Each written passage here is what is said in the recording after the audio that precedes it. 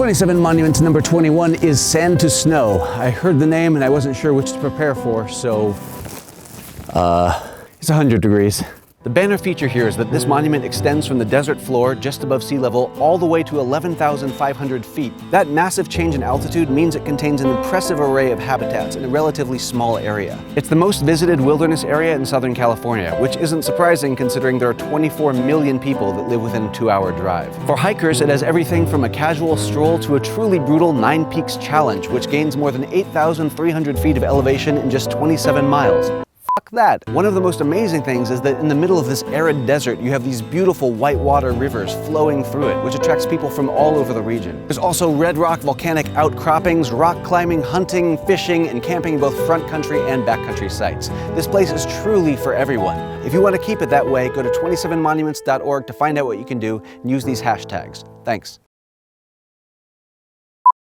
27 Monuments number 22 is the somewhat contentious Mojave Trails. Ow! You're very sharp. It was once a part of an ancient Native American trading route. For thousands of years, this land has acted as a corridor for peoples traveling between the Southwest and the Pacific coasts. It's known for its iconic sand dunes. Unfortunately, my van is not at all built for that. But luckily, our off-roading friends over at Overland Bound visited here in the spring and got these incredible shots. Where I'm standing right now is called Bonanza Spring, and it is literally a desert oasis. It's the largest freshwater source for thousands of square miles.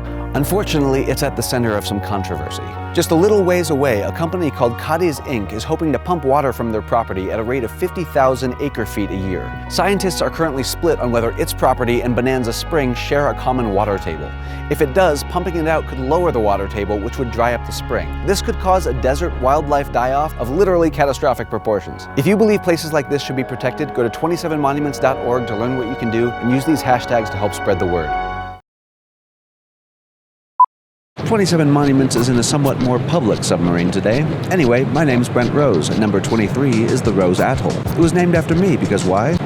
I can be a real atoll sometimes. It was established in 2009, and it's just over 13,000 square miles of Pacific Ocean in American Samoa.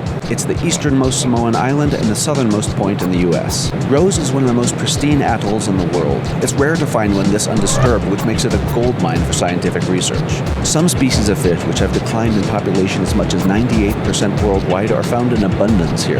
That's amazing. Not only that, while many of the world's coral ecosystems are undergoing massive bleaching, the coralline algae here is extremely dominant, so there's more reef here than a Bob Marley tribute concert. Also, this reef has been given the Google Street View treatment. That means you can explore this underwater wonderland yourself from the comfort of your own web browser. You don't even have to get wet. You only have a few days left to protect these incredible habitats. To learn how, go to 27monuments.org and use these hashtags to help spread the word. Thanks.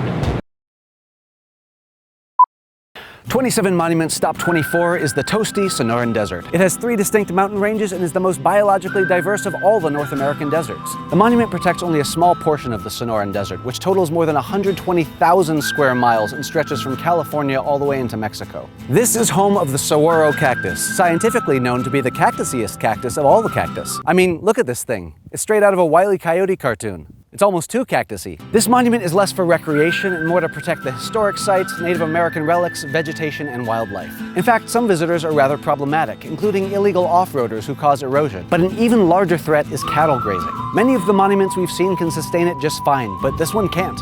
Areas where grazing has been allowed have been depleted of vital forage and cover for indigenous species, and in some cases, it's had a devastating impact. In contrast, areas where grazing has long been banned are flourishing. Monument protection helps keep wildlife habitats wild. If you want to learn more, go to 27monuments.org and use these hashtags to help spread the word. Thanks.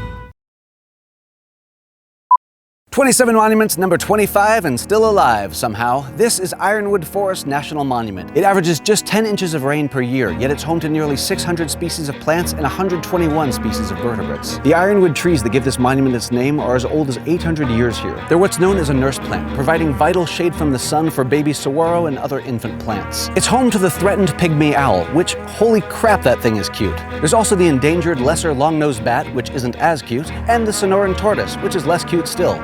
I really shouldn't have shown the owl first. There's also an endangered cactus called the Nichols Turk's Head, named for its twisting top that looks sort of like a turban. Questionably named though. Recreational shooting was only banned in 2013. Before that, you had guys dragging in old TVs, refrigerators, and shooting the crap out of them. Since the ban, these desert habitats have finally started to flourish again, including the restoration of precious lambing habitat for bighorn sheep. It's the monument protection that enabled the ban in the first place. If you want to learn more, go to 27monuments.org and use these hashtags to help spread the word.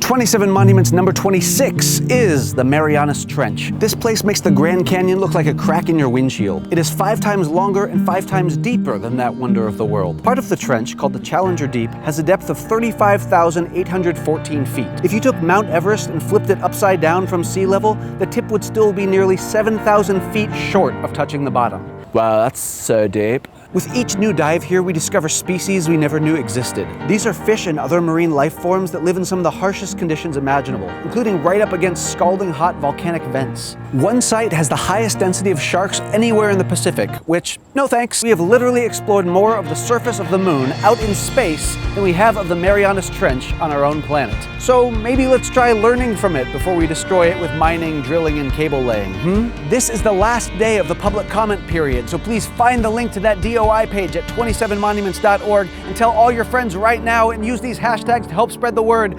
Thank you. 27 Monuments, number 27.